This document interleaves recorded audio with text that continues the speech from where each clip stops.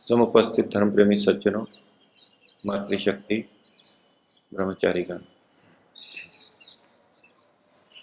पिछले दिनों हमने ईशोपनिषद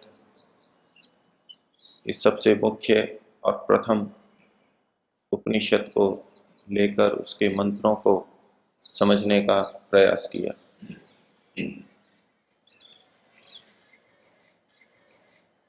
उपनिषदों में जो 11 उपनिषद हैं, उनमें दूसरी उपनिषद है केनोपनिषद।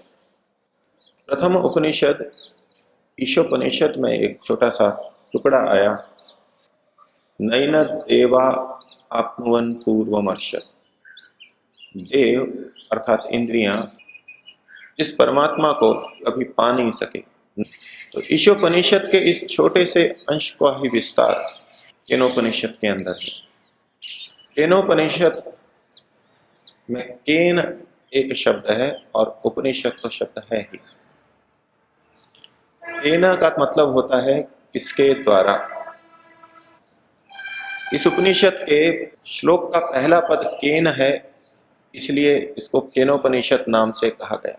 ये केनोपनिषद सामवेद की एक शाखा का अंश है। 4 वेद हैं, उसमें उपासना कांड का वेद सामवेद है। सामवेद की शाखा में एक ब्राह्मण है, जैमिनीय ब्राह्मण, एक आरण्यक है, उसका 9वां अध्याय ये केनोपनिषद है। ये जो उपनिषद है जितनी भी हैं, ये स्वतंत्र ग्रंथ न होकर ब्राह्मणों के, आरण्यक के भाग हैं। वहां से विभिन्न विशिष्ट आध्यात्मिक अध्यायों को, प्रकरणों को उठा करके अलग से प्रस्तुत किया गया। यही उपनिषद के रूप में आज हमारे सामने है। तो ये जो दूसरा उपनिषद है केनोपनिषद, सामवेद की शाखा, जैमिनीय शाखा का ब्राह्मण ग्रंथ का अंश है। अनेक इसको तवलकार शाखा का भी मानते हैं। तवलकार नाम के एक ऋषि हुए, तवलकार, उनके द्वारा इसकी रचना हुई, इसलिए इस उपनिषद को तवलकारोपनिषद भी कहा जाता है। विषय है अध्यात्म का, ये शाखा है सामवेद की, अध्यात्म का, उपासना का विषय है। और उपासना के विषय में सर्वप्रथम जो शब्द प्रस्तुत किया गया वो केन है। इसके द्वारा प्रश्न उठाया जा रहा है। न जाने कब से मध्यकाल में ये विचारधारा चल पड़ी कि धर्म और अध्यात्म के क्षेत्र में प्रश्न नहीं करना चाहिए। ये प्रश्न भौतिक स्तर पर होते हैं, बुद्धि के स्तर पर होते हैं, इनका अध्यात्म में क्या काम है। और जो कोई प्रश्न करता तो उसको कुबुद्धि या दुर्बुद्धि या वितर्क करने वाला कह दिया जाता और उसको हे समझा जाता।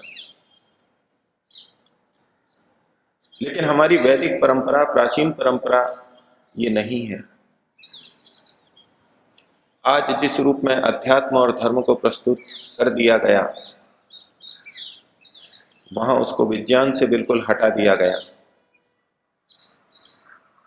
और ये क्या क्यों कैसे के प्रश्न विज्ञान के क्षेत्र के लिए रख दिए गए और अध्यात्म में तो बस श्रद्धा और स्वीकार्य जो कह दिया गया उसको ज्यों का त्यों स्वीकार कर लो, कोई वितर्क, कोई प्रश्न, कोई जिज्ञासा मत उठाओ, ऐसा चल पड़ा। लेकिन विज्ञान का प्रभाव है, लोग बाग विज्ञान को पढ़ रहे हैं तो फलतः प्रश्न उठते हैं और आज का जो उपदेशक वर्ग है वो भी परिवर्तित हो रहा है। जो कभी प्रश्न उठाने को निंदित समझता था, आज वो भी प्रश्न उठा करके कुछ उत्तर देने लगे हैं और श्रोताओं से भी प्रश्न पूछने लगे हैं, उनको प्रश्न पूछने का अवसर देने लगे हैं। ये विज्ञान का सुप्रभाव आ रहा है और ये वस्तुतः हम वैदिक संस्कृति धारा की तरफ ही जा रहे हैं। तो एक अध्यात्म के विषय को केन इस प्रश्न के द्वारा उठाया जा रहा है, किसके द्वारा? विज्ञान में भी प्रश्न उठाए जाते हैं, ये क्या है, क्यों है, कैसे है, और क्या क्यों कैसे इन प्रश्नों के आधार पर ही, कब और कहां, इन प्रश्नों के आधार पर ही सारा विज्ञान विकसित हुआ है। लेकिन विज्ञान में किसके द्वारा इस प्रश्न की चर्चा नहीं की जाती। वो ये तो सोचेंगे कि ये संसार क्यों बना, क्यों की भी चर्चा बहुत कम होती है। ये संसार क्या है, कैसे है, कारण कार्य संबंध क्या है, लेकिन इसका प्रयोजन क्या है, क्यों बना है, इसकी चर्चा भी कम है। और किसके द्वारा बना है, इसकी चर्चा तो नगण्य प्राय है। कुछ वैज्ञानिक इस पर चर्चा करते भी हैं तो आगे वो बढ़ नहीं सकते। इसका कारण ये उपनिषद आगे बताएगा। इन उपनिषद में इसकी भी चर्चा की गई है। विज्ञान जिन यंत्रों को आधार लेकर के चलता है, जिनको प्रमाण मानता है, उनके द्वारा उस परमपिता परमात्मा को नहीं जाना जा सकता, क्योंकि वो इंद्रियातीत है। जितने भी उपकरण हैं वो इंद्रियों के ही विस्तार हैं, ज्ञानेंद्रियों के ही विस्तार हैं, ज्ञानेंद्रियों की क्षमता को ही बढ़ाते हैं। लेकिन परमात्मा इन इंद्रियों से परे है, इंद्रिय गम्य नहीं है। इसलिए इनके जितने भी यंत्र हैं उससे परमात्मा का आभास नहीं होता या नहीं हो सकता। तो कुछ वैज्ञानिकों ने इसमें प्रयास किया भी होगा, लेकिन अपनी सीमा को देखते हुए इस प्रश्न को उठाना ही छोड़ दिया। बहुत से लोग एक वाक्य बोलते हैं कि जहां विज्ञान समाप्त होता है वहां अध्यात्म प्रारंभ होता है, जहां विज्ञान समाप्त होता है वहां दर्शन, धर्म, अध्यात्म प्रारंभ होता है। यद्यपि वैदिक धर्म के अंदर, वैदिक दर्शनों के अंदर क्या क्यों कैसे के भी प्रश्न उठाए हैं और उनका समाधान किया है, ये सभी चीजें उसमें आती हैं। लेकिन जब हम अध्यात्म में प्रवेश करते हैं तो वहां क्या क्यों कैसे के प्रश्न थोड़े हल्के पड़ जाते हैं और ये न किसके द्वारा ये प्रश्न अधिक उभर के आता है। और उसी को इस उपनिषद में प्रारंभ किया गया, इसीलिए इसको केनोपनिषद कहा गया। तो अपने मन से ये विचारधारा तो हमें हटा देनी चाहिए कि अध्यात्म के क्षेत्र में हमें प्रश्न नहीं करने हैं। प्रश्न अवश्य करने हैं। इन प्रश्नों को करके समाधान पा करके ही हम आगे बढ़ सकते हैं और पूरी दृढ़ता से बढ़ सकते हैं। बिना प्रश्न किए, बिना उनका समाधान पाए हम आगे नहीं बढ़ सकते, दृढ़ नहीं हो सकते। जो व्यक्ति स्थूल रूप से अध्यात्म में चल रहा है, सुन रहा है, उसको प्रश्न नहीं उठेंगे। प्रश्न इस बात का संकेत है कि व्यक्ति कुछ सोच रहा है, मनन कर रहा है, मनुष्य है, मननशील होना चाहिए उसे, वो कुछ मनन कर रहा है, विचार कर रहा है। और विचार कर रहा है इसलिए कुछ प्रश्न भी उठेंगे। और उन प्रश्नों का समाधान होकर के वो समाहित होगा, उसका समाधान होगा, वो एकाग्र होगा और दृढ़ स्थिर होगा। केनोपनिषद का दूसरा नाम तवलकारोपनिषद रखा गया। तवलकार ऋषि के द्वारा इसको कहा गया है। तवलकार इस शब्द का क्या अर्थ है? तवल और कार, जैसे कि कुंभकार होता है, कुंभ को बनाने वाला जो करता है उसे कार बोलते हैं, वस्त्रकार, रंगकार। तो तवलकार, तवल को करने वाला, तवल से संबंधित कुछ कार्य करने वाला, तवल को फैलाने वाला, ये तवल क्या है? इसमें भी तीन वर्ण अलग अलग हम कर लें, अ, व और ल। त से यहां तात्पर्य है तत्, वह परमात्मा। त यानी परमात्मा, वह परमात्मा। व का अभिप्राय है जीवात्मा। वर्तते इति वह, जो विद्यमान रहता है, सदा विद्यमान रहता है, उसको वह बोलते हैं। यद्यपि ईश्वर भी सदा विद्यमान है, परमात्मा भी सदा विद्यमान है, जीव भी सदा विद्यमान है और प्रकृति भी, मूल प्रकृति भी सदा विद्यमान है, लेकिन यहां इस प्रकरण में आत्मा को विशेष रूप से कहा जा रहा है। वर्तते इति वह, जो सदा रहने वाला है, सदा था और सदा रहेगा। तो त का मतलब तत्, वह परमात्मा, और व का मतलब जीवात्मा, और ल का मतलब है प्रकृति। लीयते अस्मिन जगत इति ल, जिसमें ये सारा संसार, ये जो दृश्यमान जगत है, कार्यरूप जगत है, ये लीन होता है। तो ये सारा दृश्यमान कार्य जगत, स्थूल जगत प्रलय अवस्था में छिन्न भिन्न होकर के जिसमें लीन होता है, अर्थात मूल प्रकृति अव्यक्त, उसको ल इस शब्द से, वर्ण से कहा गया। तो जो परमात्मा, जीवात्मा और मूल प्रकृति, इन तीनों को अच्छी प्रकार से जान करके दूसरों को जनाने का प्रयास करता है, इससे संबंधित कार्य करता है, ऐसे व्यक्ति को कहते हैं तवलकार। उस ऋषि ने इन तीनों का साक्षात्कार किया और लोगों को बताया, इसलिए उनका नाम तवलकार पड़ गया। और उनके द्वारा रचित ये उपनिषद होने से इसे तवलकारोपनिषद ये कहा गया। एक साधक एकांत में बैठा है, एक ऋषि, तवलकार ऋषि एकांत में बैठा है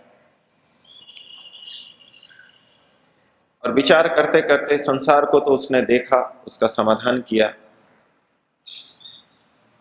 लेकिन उसके मन में ये प्रश्न उठ रहे हैं कि ये सब कौन कर रहा है, ये किसके द्वारा हो रहा है। श्लोक कहता है, ओम केने शीतम पतति प्रेषितम मनः। केन ईशितम प्रेषितम मनः पतति, किसके द्वारा प्रेरित किया हुआ, केन प्रेरितम मनः ईशितम पतति, किसके द्वारा प्रेरित किया गया ये मन, ईशितम पतति अर्थात अपनी इच्छित वस्तु पर जाकर के गिर पड़ता है। उस ऋषि ने देखा, अपने मन को देखा कि ये बार बार किसी चीज पे जाकर के अटक जाता है, जैसे कि एकदम से वहां गिर पड़ता हो, टूट पड़ता हो, चला जाता हो। ये मन किससे प्रेरित होकर के विभिन्न विषयों में जा रहा है? मन विभिन्न विषयों में जा रहा है, इसका उसको बोध है, हो रहा है, लेकिन ये किससे प्रेरित होकर के अपनी इच्छित विषयों में जा रहा है? ये मन इतना मुख्य है, इसलिए उसको सर्वप्रथम यहां पर लिया गया। मन के बाद में दूसरा एक मुख्य तत्व आता है प्राण। केन प्राणः प्रथमः प्रईति युक्त। प्रथमः प्राणः, ये जो प्रथम प्राण है, पहला प्राण है, प्रथम का एक अर्थ पहला होता है, एक अर्थ प्रमुख भी होता है, मुख्य भी होता है। जो ये मुख्य प्राण है, प्राण के 10 भेद किए गए, उसमें 5 मुख्य प्राण माने गए और 5 उप प्राण माने गए। प्राण, अपान, व्यान, समान और उदान, ये 5 मुख्य प्राण माने गए। और उपप्राण नाग, कूर्म, त्रिकल, देवदत्त और धनंजय। तो ये प्राण के जो 10 भाग किए गए, इसमें पहला जो है, प्रथम है, उसका नाम प्राण ही रखा गया। प्राण, अपान, इन 10 को भी प्राण कहा गया और प्रथम वाले को भी प्राण कहा गया। इस प्रथम के आधार पर ही बाकी प्राण चल पाते हैं, गति कर पाते हैं, इसी से पोषण प्राप्त करते हैं। इसलिए जो प्रथम है और इनमें सबसे मुख्य भी है, इसके आधार पर ये सब चल रहे हैं। और प्रथम का एक अर्थ होता है विस्तरित, फैला हुआ। ये जो फैला हुआ प्राण है, जिस प्राण की गतिविधियां इस सारे शरीर में फैली हुई हैं, अन्य जो जितने प्राण हैं जिसके आधार पर चल रहे हैं, जिसका विस्तार ही बाकी सारे प्राण हैं, एक मुख्य प्राण का ही विस्तार बाकी 9 प्राण भी हैं। तो ऐसा ये प्रथम प्राण केन युक्त प्रइति, किसके द्वारा नियुक्त किया हुआ, इस प्रकर्ष रूप से आता जाता है। इसको किसने नियुक्त कर दिया है कि यहां श्वास को चलाते रहो, चलते रहो, श्वास लेते रहो। ऋषि सोच रहा है कि मैंने तो इसको नियुक्त नहीं किया था, लेकिन किसने नियुक्त कर दिया कि लगातार चल रहा है, प्रकर्ष रूप से चल रहा है, अच्छी तरह चल रहा है। अगली पंक्ति में कहा, केनेशिताम वाचम इमाम वदंती, इसके द्वारा, इशिताम वचाम इमाम, इसके द्वारा इस वाणी को प्रेरित किया जाने पर, इसके द्वारा इच्छित इस वाणी को हम लोग बोलते हैं। हमने तो केवल भाव किए और ये कैसे बोलने लगती है, ये वाणी कैसे अपनी अभिव्यक्ति देती है। और आगे कहा, चक्षु श्रोत्रम का उदेवो युनक्ति, वो कौन देव है, प्रश्न किया जा रहा है, वो कौन देव है जो इस चक्षु और श्रोत्र को, आंखों को और कानों को युनक्ति, लगाता है, विविध कार्यों में लगा देता है। एक प्रश्न तो इस रूप में समाधित होगा कि आत्मा लगा देता है। अंदर जो चेतन तत्व बैठा है, वो आंख को जहां लगाता है, कान को जहां लगाता है, उसको देखता है और सुनता है। लेकिन इस ऋषि के मन में आत्मा विषयक प्रश्न नहीं है।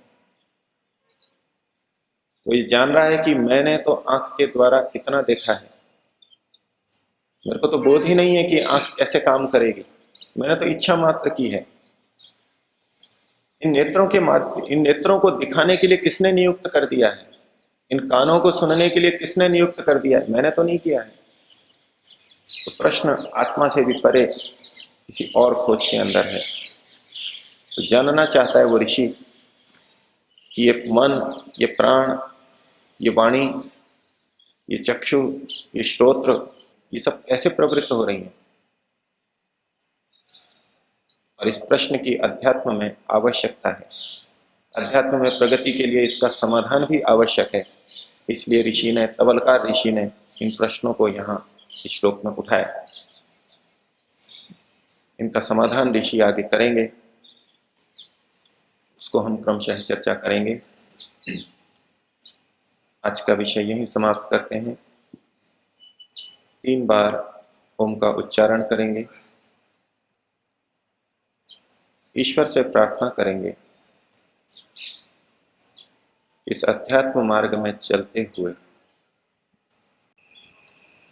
अपने अंदर उत्पन्न होने वाली सहज जिज्ञासाओं को, प्रश्नों को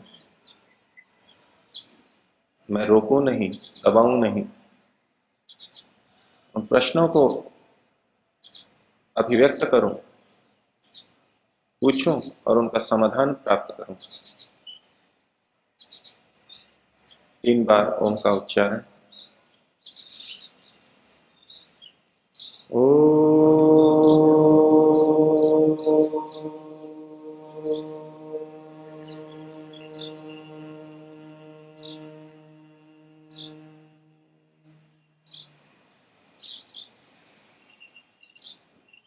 ओ